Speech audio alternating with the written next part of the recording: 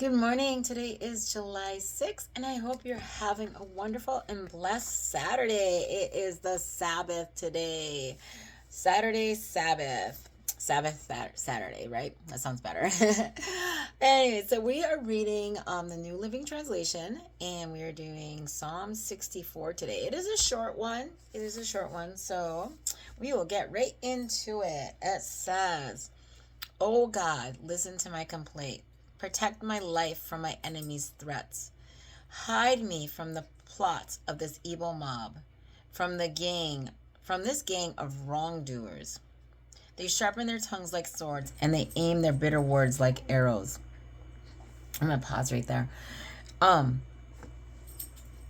how many times do we complain to God?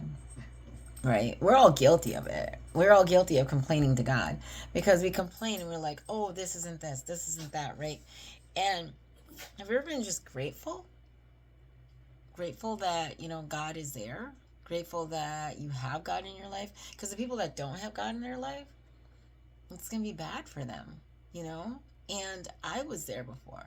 I was not having God in my life. But when I didn't have God in my life, it seemed like my life was so easy because I was running with the devil, right? And I'm talking about the stripping, the drugs, and, alcohol, all that stuff. And so I'm sitting there, right? And I am, not having God in my life. But the devil, so this is what happens is the devil won't attack you, right? If you are his child. Okay, you know that? The devil will not attack you if you are his child. He won't. He won't touch you. That's why your life seems so easy. But then when you start going to God, all of a sudden you get all these mind attacks, you get all this stuff, right? Because it's like the devil wants your day to be bad.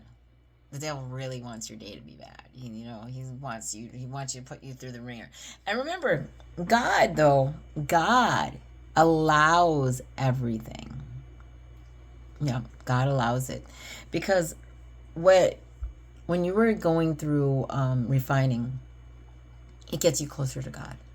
Like my whole situation, I am closer to God because of it. And I had to go through refining. I had to be broken down, right? I had to go through these trials because I am closer to God.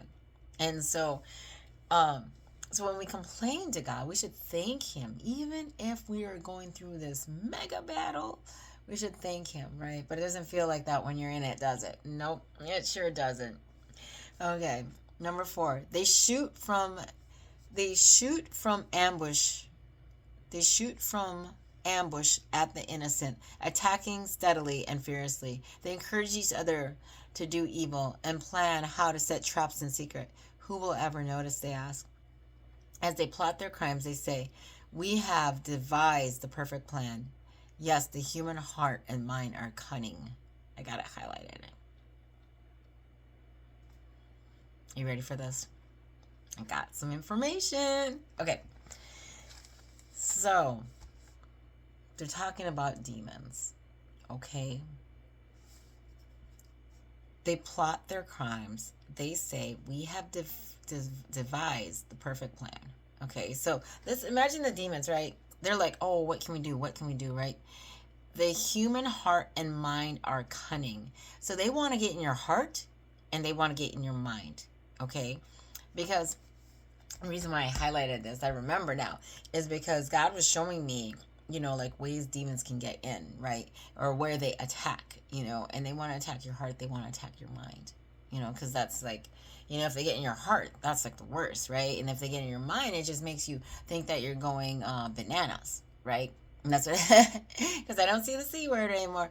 And so, yeah, and so it's like they plot their crimes, and that's how I feel like, the Bible is written is like, there's like these secret, again, here's the thing. Like when you read the Bible, it may be different than when I read it because we all get the different message from God, right?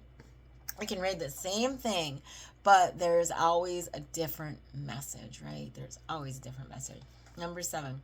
But God himself will shoot them with his arrows, suddenly striking them down. God. Remember? Always call on God when you're in your trials. Their own tongues will ruin them, and all who see them will shake their heads in scorn. Then everyone will be afraid. They will proclaim the mighty acts of God and realize all the amazing things he does. The godly will rejoice in the Lord and find shelter in him, and those who do what is right will praise him. Praise him, right? Um, the thing is that sometimes in our battles, we forget that we have God. We think that we can do it on our own, right? We think we can just be like, I think I'm like, oh yeah, I can do it on my own. And then when it's happening, it's just like yesterday too. Yesterday, I was praying over my new home and everything, and it's just you can feel the stuff coming up against me, because it's a battle. It's a battle because whatever was there before isn't there anymore, right? And so it's a battle, and you know you gotta stay close to God. You gotta like get necked up to God like this, when you're going through those battles, because He's the only way, and the only way that you will get through it. The only way. And it's like if you think you can do it on your own, you're wrong. You are so wrong. And I'm not afraid to tell you you're wrong, okay? Because I keep it real. And that is the worst that you can think of, because you're like, oh, I don't need nobody. I don't need this. It's okay. I got it. See this face? This face is saying that you do not got it. You do not. Because you have to. That in that time, right? That's your pride. That's your like, I got it, right? That's your pride. Maybe even a little bit of greed. Maybe a little like, self, whatever it is. And so you need to talk to God. Be like, Jesus, I don't have this. Get on your knees. Tell Jesus that you don't have it. Be like, I don't have this. Please take it, Jesus. Please take it. And He will. I promise you He will. He always does. He wants you to be humble, and He wants you to call on Him. I love you. Have a wonderful and blessed Sabbath.